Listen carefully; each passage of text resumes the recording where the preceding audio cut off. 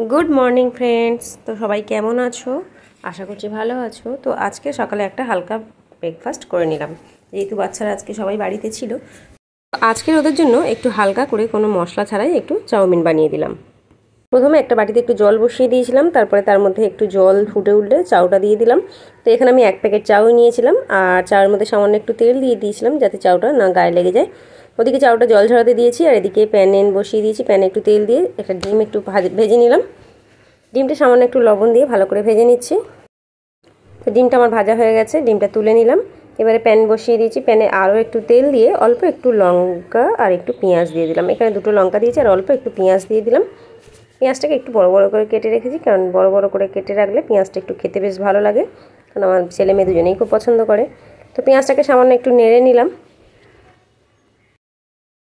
পেঁয়াজটা বেশ ভালোভাবে ভাজা হয়ে গেছে। এবারে এর মধ্যে একটু চাউটা দিয়ে দিলাম। চাউটা দেওয়ার পর দিয়ে দিয়েছি পরিমাণ মতো লবণ আর উপরে একটু গোলমরিচ গুঁড়ো ছড়িয়ে দিয়েছিলাম। যেহেতু কোনো রকম মশলা দিচ্ছি না, তাতে গোলমরিচটা দিলে খেতে ভালো লাগবে আর একটু ভালো টেস্টও হবে। এবারে উপরে দিয়ে দিচ্ছি ভেজে রাখা ডিমগুলো দিয়ে আবারও খুব ভালোভাবে নাড়িয়ে নেব। ব্যাস একটুখানি ভালো করে ভেজে নিলেই একদম রেডি হালকা ব্রেকফাস্ট। তবে এখানে কোনো রকম মশলা যেহেতু দিইনি, খুবই হালকা হয়েছে। আর আমি কোনো রকম সসও ইউজ করছি না, যেটা ডার্ক সয়া সস কিংবা চিলি সস। যেহেতু বাচ্চারা খাবে, এরকম হালকা করেই আমি ওদের জন্য করে দিই। আপনারা কারা কারা এইভাবে বাচ্চাদের জন্য করতে পছন্দ করেন আর করেও দেন, কমেন্টস করে অবশ্যই জানাবেন। ভিডিওটা ভালো লাগলে একটু লাইক কমেন্ট শেয়ার করবেন। তো চাউটা নামিয়ে নিয়ে আমি উপর থেকে একটু টমেটো সস ছড়িয়ে দিয়েছিলাম।